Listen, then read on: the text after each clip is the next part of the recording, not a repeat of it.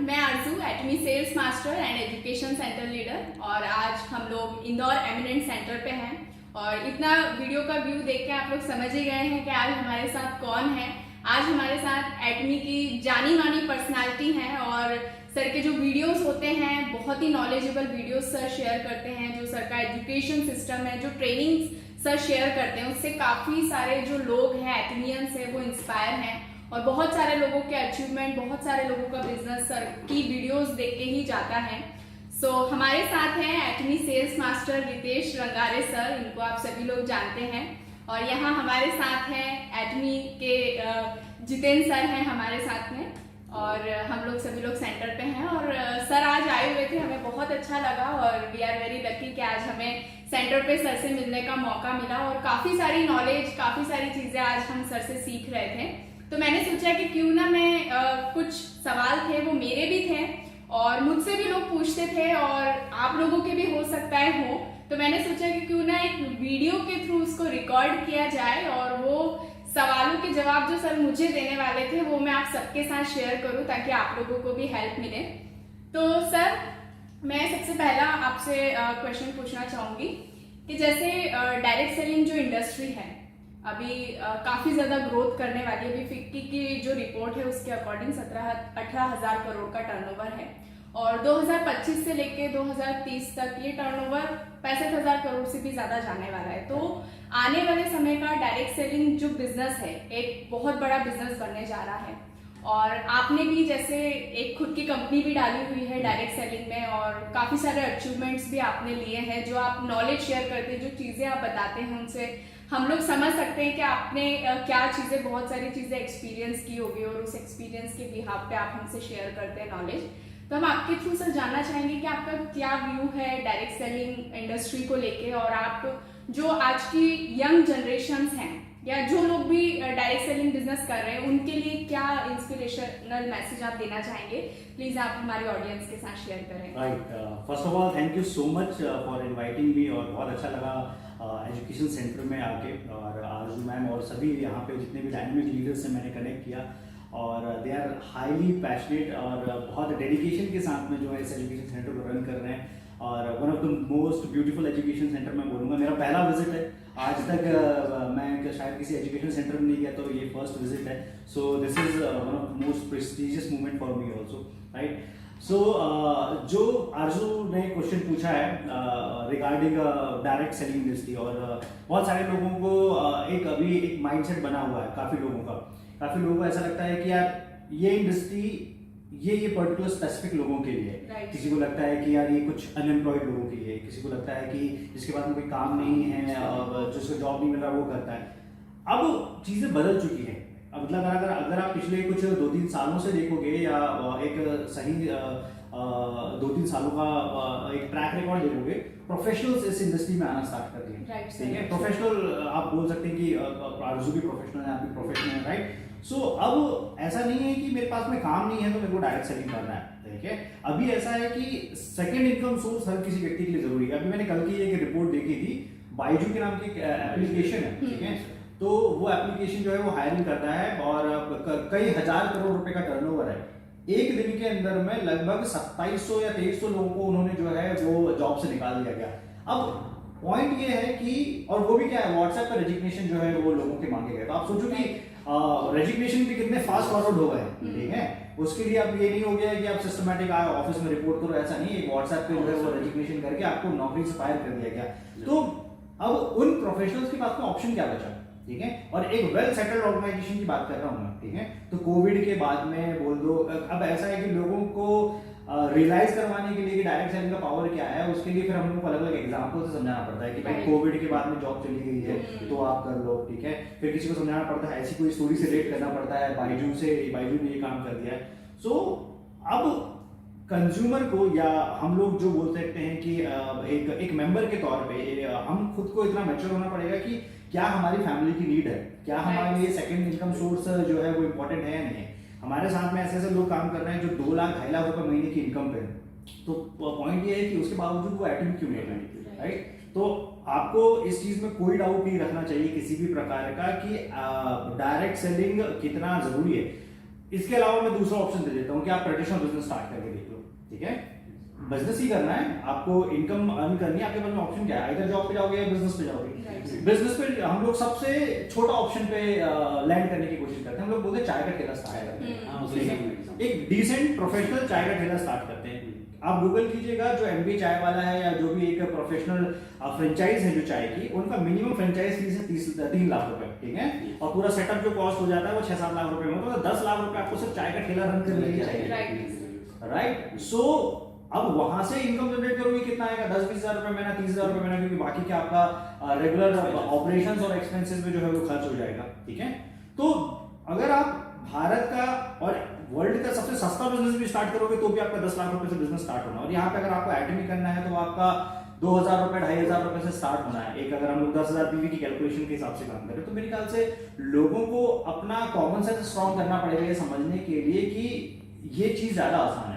दूसरी चीज होती है कि बिजनेस के बहुत सारे ऑपरेशंस होते हैं, आप हर कोई व्यक्ति ट्रेडिशनल बिजनेस को मैनेज नहीं कर सकता है, ठीक है। अब उतने सारी झंझटों से मैनेज करने से अच्छा है कि आप एक पर्टिकुलर चीज पे फोकस करके आपको लगना है कि यार वर्ल्ड के टॉप कैटेगरी के प्रोडक्ट हमारे पास में है, उनको हम लोगों तक पहुंचाना है। दूसरा ऑप्शन है, मैं बोल दूं कि आप हिमोहिम खुद कस्टमाइज करो, खुद जो है वो मैन्युफैक्चर करो। क्या है हम में से किसी के लिए पॉसिबल नहीं है। हम लोगों को क्या हम लोग वो काम कर सकते हैं जो केरी ने किया हुआ है, अगर एक बिजनेस के तौर पर सोचा जाए, क्या हम लोग वो काम कर सकते हैं जो एब्सोल्यूट ने बना के दिया हुआ है, एब्सोल्यूट के थ्रू जो रिजल्ट आ रहे हैं, राइट। सो जो काम किसी एक प्रूवन कंपनी ने सालों की रिसर्च के थ्रू एक वर्ल्ड के बेस्ट क्वालिटी प्रोडक्ट जिनका ग्लोबल मार्केट में कोई रिप्लेसमेंट अवेलेबल नहीं है, वो प्रोडक्ट अगर हमारे हाथ में दिया है, हमको सिर्फ कंज्यूमर तक पहुंचाना है, क्वालिटी कंज्यूमर तक पहुंचाना है, तो इससे ज्यादा आसान तो बिजनेस कोई हो ही नहीं सकता ना, ठीक है। अब इसको हम लोग क्यों बार बार जस्टिफाई करते बैठे कि why direct selling is best और हमको जो है वो डायरेक्ट सेलिंग में ही क्यों करना चाहिए, तो लोगों को अपना रिसर्च बढ़ाना पड़ेगा, राइट। लोगों को अपनी स्टडी बढ़ानी पड़ेगी। मेरा एक 15 इयर्स का बिजनेस बैकग्राउंड है, अभी मेरे इस बिजनेस के साथ में कुछ और अल्टरनेटिव बिजनेस जो है वो चल रहे हैं, ठीक है। अभी रिसेंटली एक वीडियो मैंने देखा हुआ था, उनकी शायद से फिश फार्मिंग फर्म थी, फिश की फर्म थी, तो उनका भी अच्छा खासा करोड़ों का बिजनेस टर्नओवर था, वो भी कर रहे हैं। कुछ प्रॉपर्टी डीलर्स हैं वो भी कर रहे हैं, कुछ डॉक्टर्स हैं वो भी कर रहे हैं, है ना। बहुत सारे डॉक्टर्स हैं जो हमारे एटमी में जो है वो काम कर रहे हैं। तो आपको समझना पड़ेगा कि अलग अलग प्रोफेशन के लोग क्यों इस जगह पे आए हैं, और फ्यूचर इज एक्स्ट्राऑर्डिनरी ब्राइट। आपको उसके बारे में कोई फिक्र करने की जरूरत नहीं है, तब तक मेरे ख्याल से फिक्र करने की जरूरत नहीं जब तक आईडीएसए की कोई एक गाइडलाइन नहीं है। अब आईडीएसए की गाइडलाइन है, लेजिटिमेट हमारे पास में कंपनी है, राइट। तो बिना सोचे समझे सबसे पहला जो स्टेप लेना है वो आप एक राइट अपॉर्चुनिटी को अंडरस्टैंड कीजिए, उसके कुछ सर्टेन क्राइटेरियाज उसको समझते हुए और तुरंत के तुरंत आइटम स्टार्ट कीजिए, राइट। सो मैं इतना ही बोलना चाहूंगा। बाकी thank you sir, very very nice sir, बहुत ही अच्छे तरह से आपने आंसर किया। और होप कि जिन लोगों के मन में भी ये सवाल होगा डायरेक्ट सेलिंग को लेकर, बहुत सारे मिथ्स होंगे, वो सर के मैसेज के थ्रू क्लियर हुए होंगे। और बाकी में सर ने बोला कि आजकल चीजें बहुत चेंज हो गई है, पुराने जैसा कुछ भी नहीं रहा, हर दिन लोग अपडेट हो रहे हैं, चीजें अपडेट हो रही हैं। तो इस इंडस्ट्री को भी समझने के लिए, इसको ज्वाइन करने से पहले आपको थोड़ा सा इसके बारे में समझना होगा। और क्या होता है ना कि हम किसी भी चीज को, जैसे मैं अपनी बात करूं, मैं किसी भी चीज को पहले अपने आप से समझने की कोशिश करती हूँ। अगर कोई चीज सर ने एक्सप्लेन किया या किसी ने भी मुझे कोई चीज एक्सप्लेन की, तो सबसे पहले मैं उस चीज को अपने आप से समझती हूँ, उसके बाद लोगों को समझाती हूँ। तो ये चीज बहुत जरूरी है कि सबसे पहले आपको इस इंडस्ट्री के बारे में समझना पड़ेगा, इसके मिथ्स को आपको क्लियर करना पड़ेंगे, देन जाके आप इस इंडस्ट्री को ज्वाइन करें। एंड हम लोग एक बहुत अच्छी सर से मेरा एक सवाल है कि सर क्या सच में सभी लोग, हम जो विजनरी की बात करते हैं एक्चुअल में, क्या सच में इतने विजनरी होते हैं, लोग ये इतना समझ पाते हैं, और अगर नहीं है तो उनको क्या करना चाहिए एक्चुअल में विजनरी बनने के लिए? विजनरी बनने की कोई टैबलेट नहीं आती है कि आपने किसी को पानी में घोल के दे दिया है वो पी लेगा और विजनरी बन जाएगा। इस इंडस्ट्री में बेसिकली एक टर्म होती है लीडरशिप की। लीडरशिप को लेके हर कोई जो है वो बात करता है, leaders. So you need to understand this कि डिस्ट्रीब्यूटर एक अलग पार्ट है, लीडर एक अलग पार्ट है। डिस्ट्रीब्यूटर शायद तब तक रहता है जब वो टीम के रोल्स एंड रिस्पॉन्सिबिलिटीज में नहीं जा रहा है, और लीडर तब बनता है जब वो टीम के रोल्स एंड रिस्पॉन्सिबिलिटी समझते हुए 50 लोगों को, 100 लोगों को, 1000 लोगों को लीड कर रहा है, ठीक है।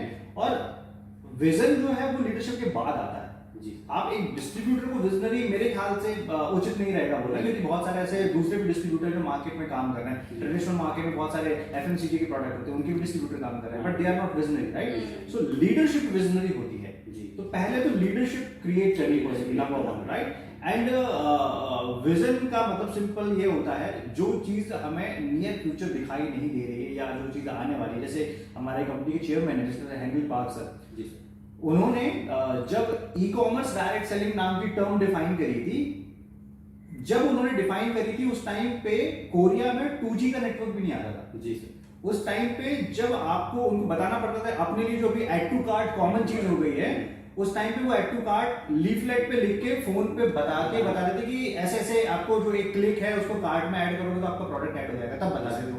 ठीक है, विजन उसको बोलते हैं। विजन उसको बोलते हैं कि उन्होंने देख लिया था कि 10 साल में कितना बड़ा रेवोल्यूशन आने वाला है। ठीक है, और वो रेवोल्यूशन एक होता है रेवोल्यूशन के साथ चलना। ठीक है, तो आप ऐसा हो रहा है कि आप इंडस्ट्री की स्पीड मैच कर पा रहे हो। दूसरा होता है रेवोल्यूशन क्रिएट करना। हेनरी पार्क सर ने क्या किया है, रेवोल्यूशन के साथ नहीं चले, रेवोल्यूशन क्रिएट किया हुआ है। ठीक है, और वो विजन, वो उसे बोलते हैं विजन, राइट। और अगर आपको सीखना है, समझना है, तो सेम चीज है कि एटमी में जो चीजें आइदर आप स्टडी के थ्रू समझ सकते हो, अपनी पढ़ाई इतनी कर लो एटमी के बारे में, समझ लो कि यार उसी डेप्थ समझ लो, गहराई समझ लो। ठीक है, कि ये जो है नियर फ्यूचर होने वाला है एटमी में। दूसरा तरीका है किसी एक ढंग के विजनरी व्यक्ति को फॉलो कर लो, आरजू जी को फॉलो कर लो, आपको फॉलो कर लो, तो उससे आपको पता चल जाएगा कि यार चीजें जो है वो next 5 years down the line और 10 years डाउन द लाइन कहाँ जाने वाली हैं। ठीक है, सो ये एक पार्ट है। अगर मैं इसमें एटमी का विजन भी ऐड करके आपको इनफैक्ट जो है वो बता देता हूँ, उससे आपका एक क्लैरिटी हो जाएगी। दुनिया में जितनी भी चीजें अभी चल रही हैं, आप बोलो कि अगला जो रेवोल्यूशन आने वाला है that is post platform business. Post platform business बहुत आसान शब्दों में समझा देता हूँ। जैसे ओला एक काम करती है, ये टैक्सी की कनेक्ट करने की कंपनी है। ओला में हम लोगों ने टैक्सी राइड करी है, मैक्सिमम लोगों ने, राइट, हमको घर बैठे टैक्सी बुक कर लेते हैं। इसी तरीके से जोमेटो होता है, हम लोग घर बैठे रेस्टोरेंट का खाना बुक कर लेते हैं। ओयो होता है, हम लोग घर बैठे जो है होटल्स बुक कर लेते हैं। ये क्या हो गया, ये सभी जितने भी इससे रिलेटेड वेंडर्स हैं उनका एक प्लेटफॉर्म क्रिएट किया गया। डायरेक्ट सेलिंग के जितने भी वेंडर्स हैं उनका कौन सा प्लेटफॉर्म है अवेलेबल मार्केट में? एक भी प्लेटफॉर्म अवेलेबल है? एक भी कंपनी में अवेलेबल है? किसी कंपनी में अवेलेबल नहीं है, किसी इंडस्ट्री के पूरे भाग में आप चले जाओगे कहीं पे भी अवेलेबल नहीं है। नंबर 1। ठीक है, तो हेनरी पार्क सर ने ये पोस्ट प्लेटफॉर्म बिजनेस बहुत पहले देख लिया था, तो they are creating a platform business, उसका नाम है एटमी का पर्सनल प्लेटफॉर्म, जो हो सकता है एक सॉफ्ट लॉन्च हो चुका है। नियर फ्यूचर जो है वो एटमी इंडिया और बाकी मार्केट में भी जो है वो आ जाएगा। That is the future. अब वो डिसाइड करेगा, वो रेवोल्यूशन है। रेवोल्यूशन मतलब मार्केट डिस्ट्रप्शन है। मार्केट डिस्ट्रप्शन का मतलब क्या हो गया कि ओला उबर लॉन्च हुआ ना, टैक्सी वालों का धंधा बैठ गया था, बिजनेस बैठ गया था। ओयो जब लॉन्च हुआ ना तो होटल का बिजनेस बैठ गया था अचानक से। जो व्यक्ति ओयो के साथ कनेक्ट नहीं हुआ, इट मींस उसने अपना लॉस कर लिया। तो फ्यूचर क्या हुआ, जो व्यक्ति एटमी के साथ में कनेक्ट नहीं हुआ उसका फ्यूचर लॉस है। ठीक है, ये एक पार्ट है। इसके बाद में और बहुत सारी चीजें। अभी क्या हो गया है कि हमारी शॉपिंग करने का एक्सपीरियंस जो है वो चेंज होगा। और बिल्कुल इस ना हम लोग मिथ में ना रहें, गलत फहमी में ना रहें कि हम लोग वही 20 साल पुराने माइंडसेट, उस तरीके, ठीक है, उस मेंटालिटी को फॉलो करते आए और हमको कुछ बड़ा अचीव हो जाएगा, ऐसा नहीं हो सकता है। ठीक है, आपको समय के साथ में अपने आप को अपग्रेड करना पड़ेगा। समझ में आता है तो ठीक है, नहीं तो समझ में आता है तो क्या करो, डाउनलाइन को कनेक्ट करा दो उस व्यक्ति के साथ में जो उस विजन को अंडरस्टैंड कर रहा है। कम से कम डाउनलाइन सीख जाएगी, है ना। अगर आप रिजिड है, आप मत उसको रोको, आप अपनी डाउनलाइन को कनेक्ट करा लो। ठीक है, अब आर्टिफिशियल इंटेलिजेंस से डायरेक्ट सेलिंग लीड होने वाला है। मैं एक छोटा सा एग्जांपल देता हूं विजन को अंडरस्टैंड करने के लिए। हमारा जो एटमी का एक एटमी का हॉल है, एटमी विजन हॉल बोलते हैं, पता है आप लोगों को? ये एटमी का कोरिया में एक हॉल है, जैसे आपका एजुकेशन सेंटर का ये है ना, एक एटमी विजन हॉल है। तो एटमी विजन हॉल से जो भी प्रोग्रामिंग टेलीकास्ट होती है, एक ही टाइम पे लाइव जाते हुए मल्टीपल लैंग्वेजेस में टेलीकास्ट हो जाती है। ठीक है, किस डायरेक्ट सेलिंग कंपनी में ये होता है, कहां हुआ है ये? ठीक है ना। और उस टाइम पे ऐसा है कि अगर कोई let's say royal master, crown master, जब भी कोई एक स्टेज में लीड कर रहे रहते हैं तो बैक साइड में नंबर ऑफ एलईडी, मेरे ख्याल से 10,000 15,000 की छोटी छोटी एलईडी लगी हैं और उसके थ्रू जो है वो लाइव टेलीकास्टिंग होती है। आई मीन वहां पे सारे एएसएन जो होते हैं या फिर मास्टर्स होते हैं, वो लोग जो है वो रिप्रेजेंट करते हैं। इस लेवल पे टेक्नोलॉजी अपग्रेड कर दी है। अब गेम टेक्नोलॉजी का है। प्रोडक्ट में तो हम लोग खेल चुके हैं, प्रोडक्ट में तो हम लोगों ने जो काम कर लिया है, दुनिया की कोई कंपनी हमारा हाथ नहीं पकड़ सकती है, कोई नहीं पकड़ सकती है। क्यों नहीं पकड़ सकती है? आप केरी के साथ में टाई अप कर लोगे क्या, आप और मैं? या कोई दूसरी डायरेक्ट सेलिंग कंपनी इमीडिएट चली जाएगी, टाइप कर लेगी क्या? क्या हिमोहिम दोबारा रिक्रिएट किया जा सकता है क्या? नहीं किया जा सकता। ये कॉमन सेंस है, इसको कोई बताने के लिए अपने को एक्सपर्टीज की जरूरत ही नहीं है। हिमोहिम को रिक्रिएट करने का मतलब क्या हो गया है?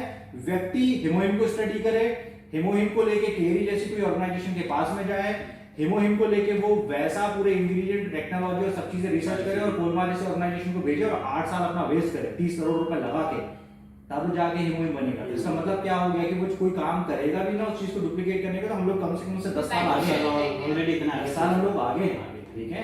So this is called vision. तो प्रोडक्ट में हम लोग हो गए मास्टर्स, हमारा हाथ भी नहीं पकड़ सकता है कोई, अगर एब्सोल्यूट क्वालिटी, एब्सोल्यूट प्राइस जो कंपनी बोलती है दैट इज 110% जस्टिफाइड। किसको जस्टिफिकेशन समझ में आएगा? जब आप प्रोडक्ट यूज करोगे तो समझ में आएगा। शैम्पू यूज कर लो, 3 महीना 4 महीना खत्म नहीं हो रहा है, शुरुआत में बोलने के लिए कि 1000 रुपए का शैम्पू है, जब यूज करोगे तो वो 250 रुपए का शैम्पू बन गया महीने का। 4 लोग, अगर आपकी फैमिली में 2 लोग यूज कर रहे हैं तो कम से कम 4 मंथ्स इजीली चल रहा है। कोई भी प्रोडक्ट यूज करो, फेम आपको लग रहा है कि यार 9000 रुपए का प्रोडक्ट है, एमआरपी पे बात करते हैं ना, डीपी की बात छोड़ दीजिए, ठीक है। एमआरपी पे बात कर लीजिए, उसको 6 मंथ चल रहा है वो प्रोडक्ट, डिवाइडेड बाय कितने 5 प्रोडक्ट उसमें आ रहे हैं, पर प्रोडक्ट की कॉस्ट कितनी जा रही है? लगभग 333 रुपए के आसपास, ठीक है। तो पॉइंट क्या है? 333 रुपए में वर्ल्ड की बेस्ट प्रीमियम क्वालिटी आप यूज कर रहे हो, ठीक है। ये चीज है वो, ठीक है। अब जिसको रिजल्ट चाहिए वो तो वैसे भी जो दुनिया की बाकी की जो दूसरे प्रोडक्ट्स हैं, ओले होता है या फिर लॉरियल होता है, इनमें उतना पैसा लगा ही रहे ना। इससे बेटर इस कंपनी में पैसा लगाते हुए आप अपनी हेल्थ भी इंप्रूव करो, ब्यूटी भी इंप्रूव करो और ये चीज इंप्रूव करो। सो ये चीज है। अब जो आगे गेम होने वाला है 2000, मैं बता रहा हूँ आफ्टर 2025, वो प्रोडक्ट की लड़ाई नहीं है, वो कंपनसेशन प्लान की लड़ाई नहीं है, वो लड़ाई किसकी है? टेक्नोलॉजी की लड़ाई है, वो लड़ाई है प्लेटफॉर्म की लड़ाई है। पोस्ट प्लेटफॉर्म बिजनेस पे कोई बात नहीं कर रहा है। इन्होंने हेनरी पार्क्स ने 10 साल पहले वो बात की थी, अब उसको रियलिटी में कन्वर्ट हो रहा है। तो कोई अगर एटमी को डुप्लीकेट करके आज बात करेगा तो कब उसको इंप्लीमेंट कर पाएगा? 10 साल बाद, मिनिमम 10 इयर्स बाद आप इंप्लीमेंट कर पाएगा, राइट। सो ये फ्यूचर है। अब क्या होता है कि जब हम लोग समझाने की कोशिश करते हैं तो इट इज नॉट नेसेसरी कि एक तो शायद से टर्मिनोलॉजी ऐसी यूज होती है, उसको समझने के लिए आपको थोड़ा बहुत बेसिक चीजें तो कुछ समझनी ही पड़ेगी, अंडरस्टैंड करनी पड़ेगी, या एक बेटर लिसनिंग मोड में होना पड़ेगा कि यार ठीक है, अच्छी चीज है और डेफिनेटली ये फिर अब वो टेक्नोलॉजी ही किसी के दिमाग में नहीं जा रही है, उसको ई कॉमर्स ही नहीं समझता है, उसको प्लेटफॉर्म बिजनेस ही नहीं समझता है, उसे विजन कहाँ से समझ पाएगा, राइट। ये एक प्रॉब्लम है। तो एटमी इज अ विजनरी कंपनी और डेफिनेटली ये एक विजनरी लोगों का काम है। इट इज पॉसिबल कि यहाँ पे बहुत सारे ऐसे लोग आएंगे जो बहुत लो मेंटालिटी वाले होंगे, जो बहुत ज्यादा छोटा विजन रखते होंगे and they will not sustain, that is completely okay. दुनिया के हर ऑर्गेनाइजेशन में होता है, यहाँ पे भी होगा बिल्कुल। लेकिन जो विजन अंडरस्टैंड कर लेगा, मार्केट में, मार्क माय वर्ड्स जो मैं बोल रहा हूँ, मार्केट में एटमी के अलावा दूसरी कोई ऑर्गेनाइजेशन है ही नहीं जो आपको स्टेबिलिटी दे सके। डायरेक्ट सेलर्स को स्टेबिलिटी चाहिए, एक भी स्टेबिलिटी देने वाली कंपनी है ही नहीं, आ ही नहीं सकती है, 100 इयर्स पे नहीं आ सकती है, राइट। और ये इतने कॉन्फिडेंस से कौन बोल पाएगा? अगर आपने उसको रिसर्च किया होता तो आप बात कर पाओगे। आई होप मैंने समझा। नहीं सर का वाकई में जिस मतलब ये है कि हमें केवल विजनरी बोलने से कुछ नहीं होगा, उसके बारे में थोड़ा सा रिसर्च भी करना पड़ेगी, सर जैसी नॉलेज भी लेना पड़ेगी हमें। तो हम विजनरी बोल सकते हैं कि हमारी कंपनी का विजन और हमारा विजन क्या है उसमें, नहीं तो बट कई लोग बोलते हैं सिर्फ बोलने से कुछ नहीं होता है। तो thank you so much sir, आपने इतने अच्छे से बहुत अच्छे तरीके से आपने बताया। और एक क्वेश्चन सर पूछो वैसे पूछना तो बहुत कुछ आते हैं बट वीडियो भी लेंदी होगी और सर का भी ज्यादा हम टाइम नहीं लेंगे, बट एक लास्ट क्वेश्चन पूछ के इसको बाइंड अप करेंगे वीडियो को। एक चीज सर, जैसे मुझे भी लोग अक्सर पूछते हैं और शायद मैं उनको अपने लेवल से बता पाती, बट मैं आपसे भी ये चीज जानना चाहूंगी। जैसे बहुत सारे लोग और हंसी भी आती है कई बार जब ऐसा पूछते हैं ना, तो वो डेफिनेटली कि उन्होंने एटमी बिजनेस को प्रॉपर्ली समझा नहीं है, बस उन्होंने ऊपर से एटमी सुना हुआ है। बहुत सारे लोग बोलते हैं कि क्या लगता है आपको, क्या एटमी इंडिया में चल पाएगी, सरवाइव कर पाएगी, क्या फ्यूचर है एटमी का, क्या विजन है, इस टाइप से जो लोग क्वेश्चनिंग करते हैं, तो उनके लिए आप क्या कहना चाहेंगे? देखिए ये बात बिल्कुल सही नहीं कि दुनिया में कोई भी कंपनी किसी भी लेवल की आए, उसको सस्टेन करने के लिए, उसको स्टेबिलिटी के लिए थोड़ा सा स्ट्रगल करना पड़ता है। right. वो क्यों होता है? जैसे मान लो कि कोई भी प्रोडक्ट टेक्नोलॉजी आ रही है, जैसे MI आया था, एक मोबाइल था, इसके बाद में MI की टीवी आई, तो एक अडॉप्शन होता है, मतलब मार्केट उस प्रोडक्ट, उस टेक्नोलॉजी, उस कंपनी को कैसे अडॉप्ट कर रहा है। अचानक से अडॉप्ट नहीं करेगा। हम लोग जो है वो इनिशियल ऐसी कैटेगरी में आते हैं जो अंडरस्टैंड कर रहे हैं विजन को। हम लोगों को देख के बाकी के लोग जो है वो आना स्टार्ट करते हैं, और जो स्टेबिलिटी है और जो रिटेंशन है वो उसके बाद में आता है, ठीक है। जो एक मेजोरिटी है 70% मार्केट है वो ना दूसरों को देख के आता है, इनकी इनकम निकल गई क्या, इनको प्रोडक्ट का फायदा हुआ क्या, ये एक्चुअल में एब्सोल्यूट क्वालिटी एब्सोल्यूट प्राइस है क्या, ये सब जब क्वेश्चन का उनको किसी के थ्रू आंसर मिल चुका होता है ना, उसके बाद में लोग आते हैं। तो स्टेबिलिटी कोई बहुत बड़ा टास्क है नहीं, रिटेंशन कोई बहुत बड़ा टास्क है नहीं, क्योंकि उसके लिए कंपनी को भी मेहनत नहीं करनी, आपको भी मेहनत करनी है। किसको वो काम ऑटोमेशन पे हो रहा है, कैसे प्रोडक्ट्स वो ऑटोमेशन पे हो रहा है, ठीक है। अब दुनिया के हर मार्केट में आप नाइजीरिया चले जाओ, वहां पे भी जो है वो अच्छी क्वालिटी के प्रोडक्ट चाहिए ही चाहिए, ठीक है। जिस जगह पे जाओगे, जिस एक कंज्यूमर बेस होता है, जिस कंज्यूमर को ढंग की क्वालिटी चाहिए, उसके अलावा उनको कोई वो कचरा क्वालिटी में नहीं जाना चाहते, बहुत सिंपल सा लॉजिक होता है उनका। तो वो चीज ऑटोमेटिकली रिटेन कर देगी, ठीक है। लीडर्स का आना जाना ये डिसाइड नहीं करेगा कि ये कंपनी किस लेवल पे स्टेबिलिटी हासिल करती है या नहीं, ठीक है।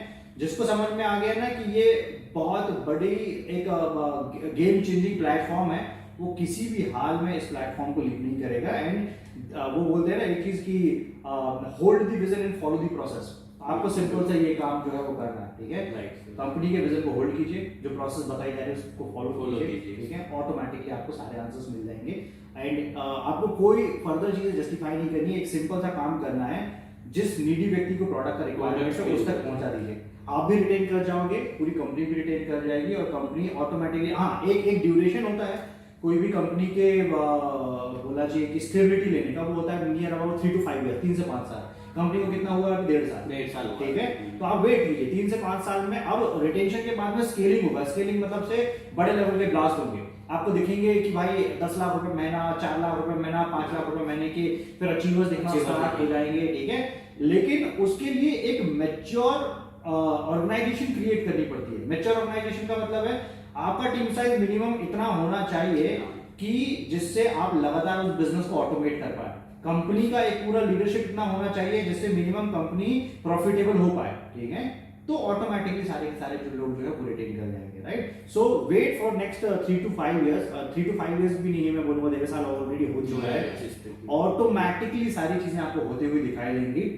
इतना ज्यादा कोई ओवर कैलकुलेशन मत कीजिए, ठीक है, अपॉर्चुनिटी को अंडरस्टैंड करने के लिए, ठीक है। क्योंकि हम इंडिविजुअल का कोई लॉस नहीं है। सबसे बड़ी रिस्क पे कौन है? कंपनी है। क्यों कंपनी है? क्योंकि कंपनी करोड़ों का अरबों का इन्वेस्टमेंट लगा के बैठी हुई है, ठीक है। आपका मेरा क्या पॉकेट से क्या गया हुआ? हमारा 2000 पीवी, 3000 पीवी, 10,000 पीवी का खर्चा, 10,000 पीवी, राइट। इसके अलावा कोई नहीं है। तो उसमें इतना ज्यादा ओवर कैलकुलेशन करने का कोई लॉजिक नहीं। जब मार्केट की जो छोटी कंपनीज होती हैं जिनकी 2 लाख रुपए का पेडअप कैपिटल होता है, हमारा 10 करोड़ रुपए का पेडअप कैपिटल है। एक 2 लाख रुपए का पेडअप कैपिटल और 10 करोड़ रुपए का पेडअप कैपिटल जमीन आसमान का फर्क है। उसके बावजूद अगर कोई क्वेश्चन रेज कर रहा है तो बहुत बड़ा फॉल्ट है, ठीक है। वो उस कंपनी को अगर वो बोल रहा है कि ये स्टेबिलिटी ले लेगी, ये रिटेन कर पाएगी और ये रिटेन नहीं कर पाएगी, देन उनकी स्टडी में थोड़ी सी कमी है, राइट सर। ये तो आपने बिल्कुल गिव 3 to 5 years अपने आप को भी एंड कंपनी को भी। आपको जो फ्यूचर मिलने वाला है वो मैं गारंटीड लिख के दे सकता हूं। एटमी के अलावा दुनिया में कोई भी डायरेक्ट सेलिंग कंपनी जो इंडिया में आ जाए या वर्ल्ड में कहीं भी आ जाए आपको नहीं दे पाएगी। मैंने आपको थोड़ी देर पहले जब हमारा डिस्कशन हो रहा था ग्रोथ रेट बताया, कंपनी का ग्रोथ रेट है 23.7% according to DSL report, direct selling news report. World का 3rd हाईएस्ट ग्रोथ है, ठीक है। वर्ल्ड की नंबर 1 कंपनी 4.8% की ग्रोथ रेट से बढ़ रही है, ठीक है। इसका मतलब क्या हुआ? अभी का टर्नओवर है $2 बिलियन का लगभग, या फिर $1.5 बिलियन का। आप उस पर 23% की ग्रोथ ले लो, अगले साल का कितना हो जाएगा? $2.5 बिलियन, ये मिनिमम होगा। अगली बार और पहुंचेगा उस $2.5 बिलियन पे कम से कम 23 से 25%, 27% ग्रोथ पे, और आप ले लो तो $8 बिलियन पे पहुंचने में आपको 5 years 10 years का टाइम लगेगा। तो इसका मतलब क्या हो रहा है? आप नंबर 1 चार्ट पे लीड कर रहे हो, ठीक है, नंबर 1 बन रहे हो। अब उसके बावजूद भी लोग ये बोलेंगे कि नंबर 1 तो पहुंच गए, आप रिटेन कर पाएंगे क्या? नहीं, तो फिर उनका फॉल्ट है, राइट। सो सारी चीजें डेटा एंड फैक्ट पे रहती है। अगर कोई व्यक्ति उन चीजों को अंडरस्टैंड कर लेगा तो वो अपने आप में कॉन्फिडेंट हो जाता है, फिर आपको फर्दर एक्सप्लेनेशन की कोई भी जरूरत नहीं पड़ेगी। मतलब ये हमारे लिए कि जितने भी डिस्ट्रीब्यूटर है या लीडर है उन सभी के लिए या विन-विन मतलब सिचुएशन है या कंडीशन पोजीशन है कि जीतना ही जीतना है, हारने के लिए कुछ नहीं है। सर जो बता पा रहा है उस हिसाब से मैं समझ पा रहा हूँ कि यहाँ हारने के लिए कुछ नहीं है। 2-2.5 हज़ार रुपये लगा के भी कोई इंसान अगर चीज़ें कर रहा है, बिजनेस को डेवलप कर रहा है, तो मतलब विन विन पोजीशन है हमारे लिए अभी जैसे हमारे डायनेमिक अपलाइन है सभी लोगों के सावस्कर सावस्कर। सावस्कर सर की स्टोरी मेरे ख्याल से पूरे ग्लोबल मार्केट में पता है। अभी उन्होंने उनके लिए भी बिजनेस वही था। अभी नेक्स्ट 4 to 5 इयर्स में अगर वो करोड़ों रुपए, इनफैक्ट अभी रिसेंट इनकम उनका जो है टोटल फैमिली इनकम जो है वो 2 करोड़ क्रॉस हुआ है। तो कहाँ से लॉस है? क्या लॉस है? किसका लॉस है? और कौन इतना दिमाग लगा रहा है कि यार ये जो है लॉस की डील है या जो है किसे फर्क पड़ता है उन सारी चीजों से, राइट? 2,500-3,000 रुपए से बिजनेस स्टार्ट करके अगर आप उस लेवल पे लेके जा सकते हो तो मैं तो बोल रहा हूँ 20,000 लगा देना चाहिए। राइट सर एकदम। और वही है कि एक्चुअल में हम जो कई बार लोग मतलब जैसे डर जाते हैं दूसरी कंपनियों को कि वहाँ इतना हो गया, पर यहाँ तो हमारे लिए पूरा उसका पैसा लगाना ही उसका है। एक ही तरीका है, अपना होमवर्क स्ट्रॉन्ग रखिए। बिल्कुल। हर इंडिविजुअल डिस्ट्रीब्यूटर आप अपना होमवर्क स्ट्रॉन्ग रखो, ठीक है? आपका जैसे सब्जेक्ट होते हैं ना अलग अलग, हाँ। ठीक है? तो मैथ्स में अगर आपको पासिंग मार्क्स लेने हैं और मैथ्स में टॉप करना है 2 अंक करना है, लोग यहाँ पासिंग मार्क लेने के चक्कर में टॉप करना है तो क्या करना पड़ेगा? मैथ्स में पढ़ाई बढ़ानी पड़ेगी, ठीक है? तो आप 90% या 90 नंबर के ऊपर लेके आओ। बिल्कुल बिल्कुल। सो एडमी को वही सब्जेक्ट समझिए, उसको अगर आपको टॉप करना है तो उसके हर एंगल का नॉलेज आपको रखना पड़ेगा, तब आप डिबेट कर पाओगे, समझा पाओगे, लोगों को एक्सप्लेन कर पाओगे कि तब उनको समझ में आएगा। अदरवाइज वो उनको वही समझेंगे सर ये एक्स कंपनी, सर ये Y company. So thank you sir, thank you very much. Thank you so and much, sir ने बिल्कुल अभी तक के वीडियो में आपको जो हमारे क्वेश्चंस थे उसके आंसर मिले होंगे, और सर ने बिल्कुल सही कहा कि आपको अपना होमवर्क स्ट्रॉन्ग करना पड़ेगा।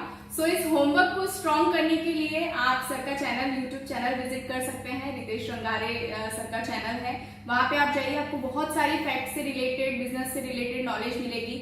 मेरे चैनल पे आपको प्रोडक्ट से रिलेटेड, कंपनी से रिलेटेड नॉलेज मिलेगी। तो हमारे चैनल विजिट कीजिए, वीडियोस देखिए, आपका बहुत अच्छा आप होमवर्क कीजिए। और लास्ट में मैं यही कहना चाहूंगी कि वो कहते हैं ना, सब बड़े बुजुर्गों से हमने हमेशा सुना है कि बेटा सब्र का फल मीठा होता है, तो वाकई में वो चीज एटमी के ऊपर बिल्कुल लागू होती है। और आप लोग वेट एंड वॉच कीजिए, थोड़ा सा टाइम दीजिए और आप देखते जाइए कि एटमी कहाँ पहुंचने वाली है। बस इंतजार आपको किस चीज का आप इंतजार कर रहे हैं, मैं तो यही कहना चाहूंगी कि आप एटमी से जुड़िए, सिस्टम से जुड़िए। अगर आप डायरेक्ट सेलिंग इंडस्ट्री में और एटमी में आप कुछ सर्च कर रहे हैं, एटमी के साथ जुड़ना चाहते हैं, तो डिस्क्रिप्शन बॉक्स में आपको नंबर मिलेगा, आप हमारे साथ कांटेक्ट करके हमारे साथ ज्वाइन कर सकते हैं। So thank you very much Ritesh sir, आपका वैल्यूएबल टाइम देने के लिए, आपने जो वैल्यूएबल इन्फॉर्मेशन हम सबके साथ शेयर किया उसके लिए दिल से बहुत बहुत धन्यवाद sir. Thank you Jitendra sir. Bye everyone, thank you.